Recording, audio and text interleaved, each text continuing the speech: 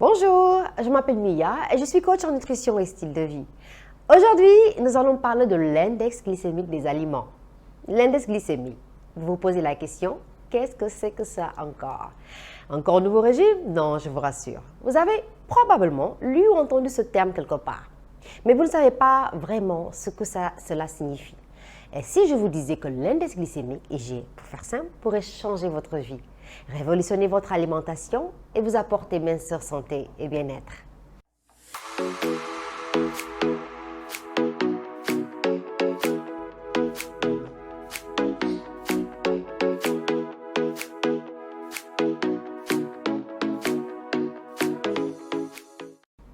Pendant des décennies, nous avons compté les calories pour perdre du poids. Aujourd'hui, cette façon de faire est complètement révolue. Comme je vous le disais dans ma dernière vidéo intitulée « Comment prend-on du poids ?», la prise de poids est causée par un déséquilibre hormonal et non pas par un excès de calories. En effet, c'est l'insuline qui est responsable de la prise de poids. Mais avant de revenir aux indices glycémiques, tout d'abord, en quelques mots, je vais vous dire ce que c'est que la glycémie. La glycémie, c'est le taux de glucose ou de sucre, si vous voulez, dans votre sang. Lorsque nous mangeons du sucre ou des glucides genre pommes, pâtes, riz, pommes de terre, ces éléments sont transformés en glucose dans le sang. Votre taux de glucose sanguin à jeun doit être entre 0,70 et 1,10 g par litre. Après un repas, il doit être inférieur à 1,40 g par litre. Donc, après un repas, le pancréas intervient et sécrète de l'insuline pour amener le niveau de sucre sanguin à un niveau plus acceptable. On dit donc que l'insuline est une hormone hypoglycémiante car son rôle est de faire baisser la glycémie sanguine. Le rôle de l'insuline est vital car avoir trop de sucre dans le sang peut entraîner de graves complications. C'est par exemple ce qui se passe lorsqu'une personne souffre de diabète. L'insuline ne remplit plus son rôle hypoglycémiant. Donc, après un repas, l'insuline va acheminer le glucose dans les cellules qui en ont besoin et l'excédent sera stocké sous forme de glycogène en attendant d'être utilisé. Vous me suivez? Je sais, c'est un peu compliqué, mais on va essayer de faire simple. L'organisme peut stocker le sucre de trois façons. Premièrement, dans les tissus musculaires sous forme de glycogène. Là, ok, le glycogène en fait c'est le carburant dont le corps a besoin pour vivre. Il peut le stocker aussi sous forme de glycogène dans le foie. Mais ici, on parle de réserve. Là encore, tout va bien. Mais il peut le stocker aussi sous forme de graisse dans le tissu adipeux. Et c'est ça qui nous intéresse. Plus il y a de sucre et plus il y aura de stockage de graisse. Là, on est dans la zone dangereuse. Le corps a certes un besoin de réserve de graisse pour vivre. Encore une fois, la graisse est nécessaire. Les problèmes de poids et de santé ne surviennent que lorsqu'elle est en excès. Je parle de bonne graisse. Attention. Le célèbre docteur Jason Funk explique aussi ce mécanisme en utilisant une très belle métaphore. Il explique qu'il faut voir le corps comme le foyer familial.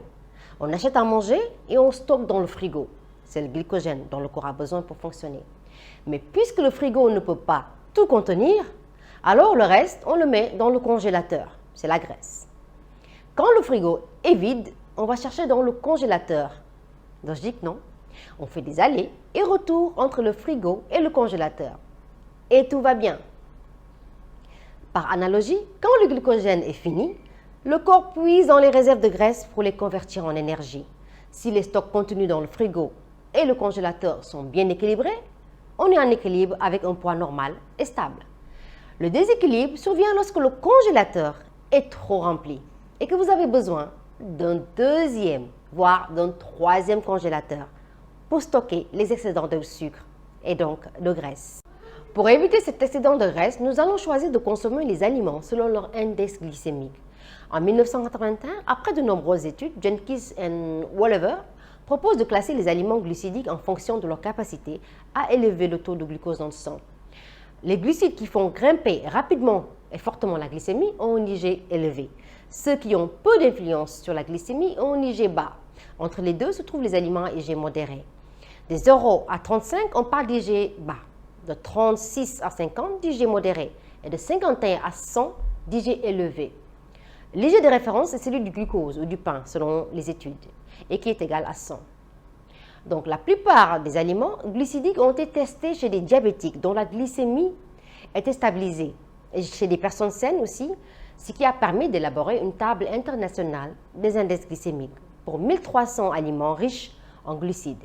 Je vous propose d'ailleurs de la télécharger dans les liens en dessous. Malheureusement, beaucoup de nos aliments consommés massivement en Afrique sont absents de cette table. C'est pourquoi d'ailleurs je suis en train de travailler avec une équipe de chercheurs pour déterminer les index glycémiques de certains aliments de base, bien de chez nous, comme le tiéré, le niébé, l'igname. Voilà.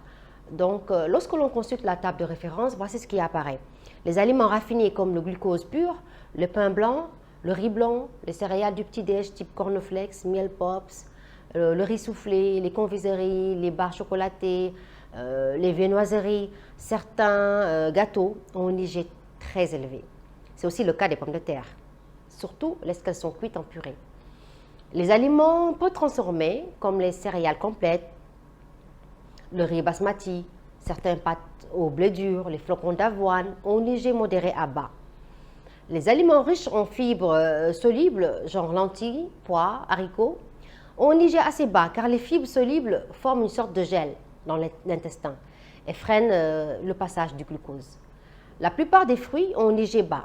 Le fructose, qui pourtant est un sucre simple, a un IG bas. Maintenant, il faut savoir que l'indice glycémique ne dit pas tout. Il faut rajouter à l'analyse la quantité d'aliments ingérés. Et c'est ici qu'un autre concept intervient pour compléter l'indice glycémique. Il s'agit de la charge glycémique. La charge glycémique, c'est un indice défini par Walt Willett à l'université de Harvard. Il se calcule en multipliant l'indice glycémique d'un aliment par la quantité de glucides d'une portion de cet aliment, puis en divisant le tout par 100. La charge glycémique est dite faible si le résultat est inférieur à 10, modérée entre 11 et 19 et élevée s'il est supérieur à 20. La charge glycémique prend à la fois en compte l'IG de l'aliment, mais aussi la quantité de glucides que vous avalez. Par exemple, dans le cas d'une assiette de riz gluant, elle est de 39, ce qui est très élevé. La charge glycémique mesure donc la capacité à élever le sucre dans le sang d'une portion de cet aliment. Pour bien comprendre la différence entre les deux indices et leur impact, prenons l'exemple de la pastèque. Son indice glycémique est de 72, qui est très élevé. Mais puisqu'elle contient très peu de sucre, sa charge glycémique est à peine de 4, soit très faible. Donc on peut en manger sans trop de risques. Alors qu'en comparaison, la charge glycémique d'une portion de 150 g de céréales transformées peut dépasser 25. La méthode basée sur les IG bas est plus qu'un régime. C'est un mode de vie.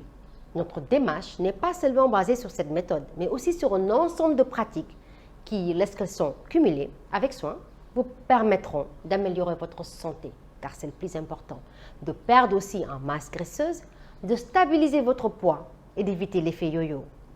Je sais, tout cela peut sembler compliqué, mais n'ayez pas peur.